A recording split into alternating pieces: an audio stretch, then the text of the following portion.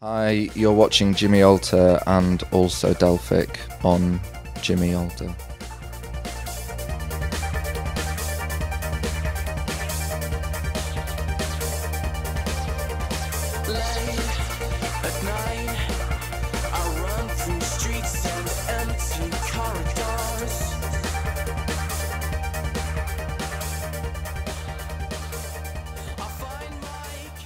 I hope so. I mean, it's obviously too early to say, and it's something we would never say ourselves.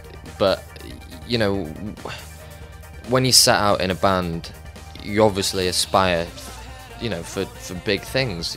Otherwise, what's the point? You know, when you're a young band starting out, you've got all these big ideas and big visions. And one of our, you know, our real goals with the band was to inject something back into Manchester. You know, in Manchester we felt there was a real lull in the city. You know, some great bands that had come out. The last bands that we really admired that had come out of the city were, you know, Doves and Elbow, who we listened to growing up. And then since then, you know, there's maybe been a lack of really exciting bands coming out. So one of the things that inspired us to start and to attach ourselves to Manchester, you know, it proudly, I guess, was to say, well, we're going to hopefully add to that legacy. But it was other people who will say that. You know, it's just we just keep on doing what we're doing.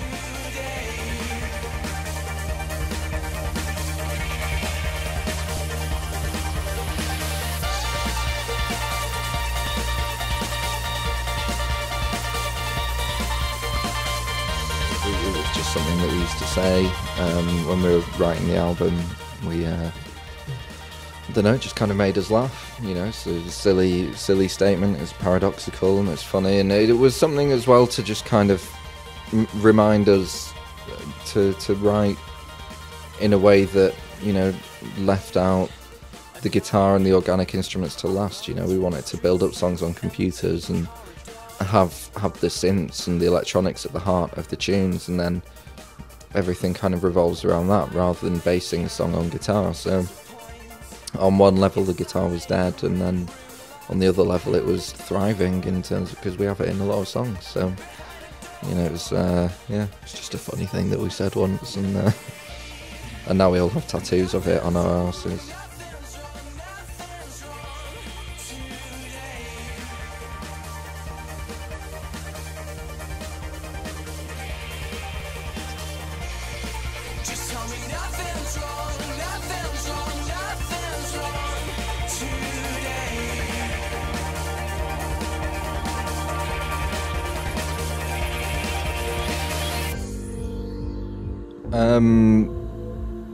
Well, I don't know. I mean, it's a very egotistical thing, isn't it? Why are we good? I don't know. It's not something that you should be answering. I don't know. It's a journalist question. It's not something for us to say, I don't think.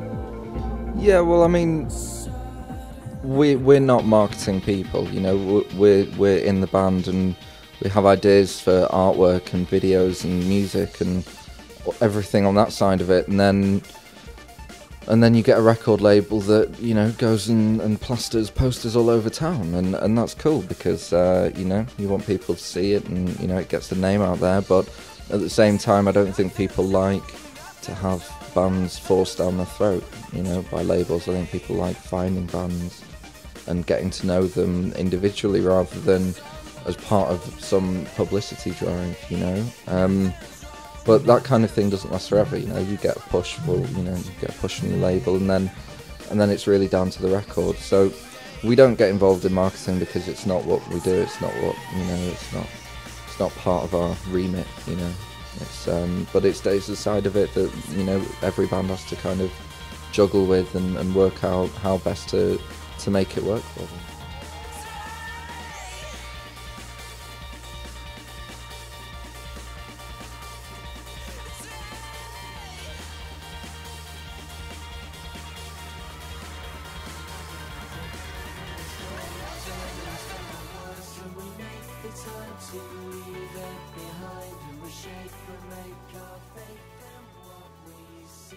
It's important, obviously, because it's a way of exposing the music to people, you know, and, you know, we come to Amsterdam and it's important to do interviews such as this because then people will see it and listen to the music. But you know, as Matt said, we're juggling with the marketing side, you know, and you know, that's one thing.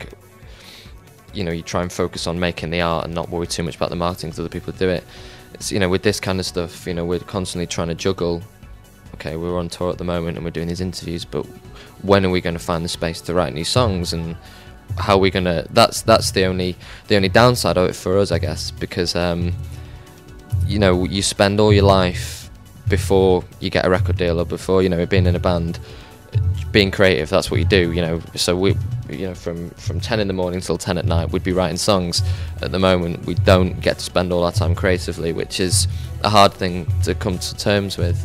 So you have to find the time, you know, you have to sleep less, you have to sacrifice, say, okay, we're not going to do this interview, we're not going to do this, but we are going to do this, and say we're going to have to put that first. So that's the difficult thing, but it's all part and parcel of it. You know, the fact that people want to talk to us is only a good thing, because it means people, you know, give a shit.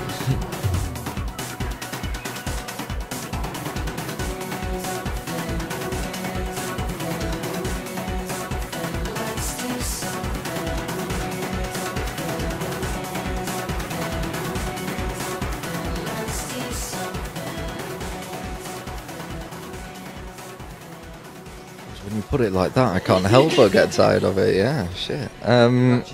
We've actually got 2 flats now that we alternate. So 2 go in one and 1 goes in the other, and every few weeks we change it around. So 1 goes and lives in its own. So we've realised that space is important, but it's and we find we work well in 2s, because 3, you know, when you work in 3s, it can often lead to a 2-on-1 situation, which is, you know, I guess produces a lot more arguments and someone feeling a bit upset. But we find that you know, the 1-on-1 with someone taking a break, and then we switch it around. So it's quite interesting. We've managed to basically acquire the whole of a top floor in this place, where we managed to have these 2 little places. So we go around. It's quite an interesting way of working.